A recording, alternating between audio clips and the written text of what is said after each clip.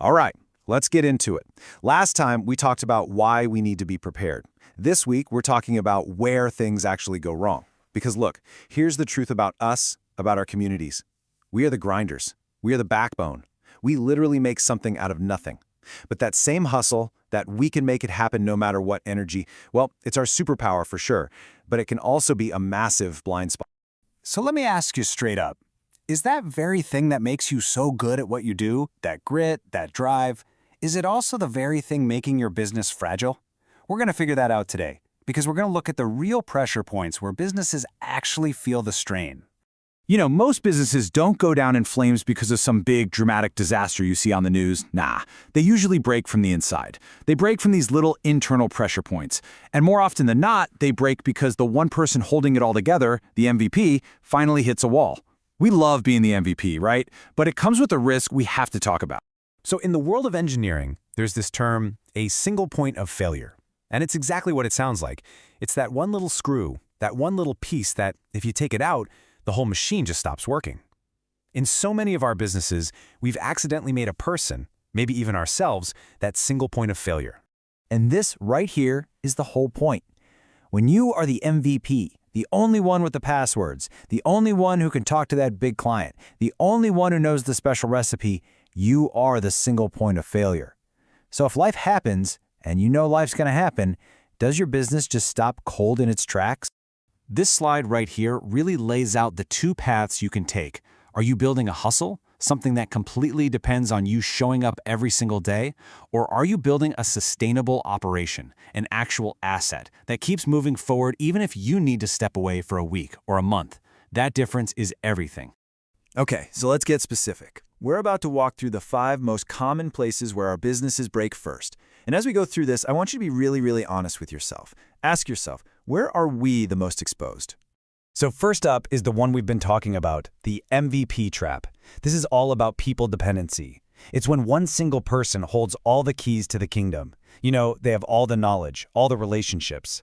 This is the founder who hasn't had a real vacation in 5 years because they're terrified it'll all fall apart if they're not there. Sound familiar? The risk is pretty obvious, right? If that key person gets sick or has a family emergency or just needs a break, the business stops. But the fix, while it takes some work, is simple. You got to start sharing what you know. Write stuff down. I mean, even a simple checklist is a game changer. And here's the hardest part for a lot of us. You have to actually trust your team to help carry the load. Okay, break point number 2. I call this one the group chat reliance. Come on, you know what I'm talking about. We run our businesses on WhatsApp, on Instagram DMs, on text threads, and it feels quick, it feels connected, but is it really the best place for critical information? What happens when an important order gets buried under 50 memes your cousin sent? And here's the real danger. If your phone gets lost or stolen or the Wi-Fi goes out, you're not just disconnected, you're flying completely blind. The fix doesn't have to be complicated. Just have a backup plan that doesn't live on one single phone or one single app. It could be as simple as a phone tree. Anything to avoid a total communication block.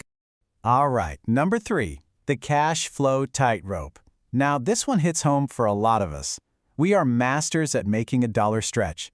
But we also know that while our income might slow down sometimes, our bills, they never take a vacation. Rent is still due. Payroll still has to be met. Your vendors still need to get paid. So here's the tough question you have to ask yourself. If all your revenue just stopped for 2 weeks, could you still make payroll? Could you still pay rent? The fix isn't about having millions in the bank. It's about starting small and building a buffer. Seriously, even a small cash reserve can be the one thing that gets you through a rough patch. It completely changes the game. Now, breakpoint number 4 is the digital Achilles heel. This is for every single one of us who runs our entire business off of one social media platform or one online store like Etsy or Amazon. What happens if they change their rules overnight? What happens if they suspend your account for no good reason? What happens if they just disappear? Let this sink in for a second. If a platform can delete your account and take all your customers with it, you don't really own your business. It does. It owns your relationship with your people. The fix is all about taking back that ownership. You need to build your own email list. You need to have backups of your customer data. You got to diversify so that you're the one in control, not some random algorithm. And that brings us to our final breakpoint, number 5, the Ask Me First bottleneck. This is when every single decision, from ordering new pens to giving a customer a $5 refund, has to go through you. Nothing, and I mean nothing, happens until you say yes. And the risk here is that you yourself become the bottleneck. You're actually choking your own business's growth. You're frustrating your team, and you're burning yourself out in the process. The fix is about empowerment. You need to clearly write down who is allowed to make what decisions when you're not around. This isn't about losing control. It's about creating the capacity to grow. So, we just walked through the 5 breakpoints and some quick fixes. But I want to be clear. Moving from a simple hustle to a truly sustainable operation, man, that's about so much more than just checklists and procedures. Spotting these weak points isn't just about protecting your bottom line. It's about protecting our culture. It's about protecting our legacy. Because when our businesses are strong, our whole community is stronger. And this all ties directly into the bigger mission of what we do here at the Unique Umbrella Effect. We see it all as connected. See, when local businesses are stable and prepared, they can hire more people, they can support youth programs, they can help take care of our elders. This B2B preparedness we're talking about, it's the economic engine that helps power everything else we're trying to do for our community. In the end, it really all boils down to this one simple idea. It doesn't matter if we're talking about a business, a nonprofit, or a church. The logic is always the same. You have to protect the structure so that the people can thrive. That's the whole philosophy. That's the whole ballgame. Okay, so what do you do now? What's your next move? The goal today is not for you to go home and write some 50-page emergency plan. No, the goal is way simpler and honestly a lot more powerful. The goal is just clarity. Here's what I want you to be able to do. Step 1. Just name your top 2 breakpoints from that list we covered. Be real with yourself. Step 2. Take a minute to really understand why they matter. Acknowledge the risk out loud. And step 3. Stop guessing. It's time to move from that vague feeling of, I think we're good, to the solid confidence of, okay, I know exactly where we need to get stronger. And that really brings us to the final question I want to leave you with today. It's bigger than just day-to-day operations. Are you building a business that's just built to run?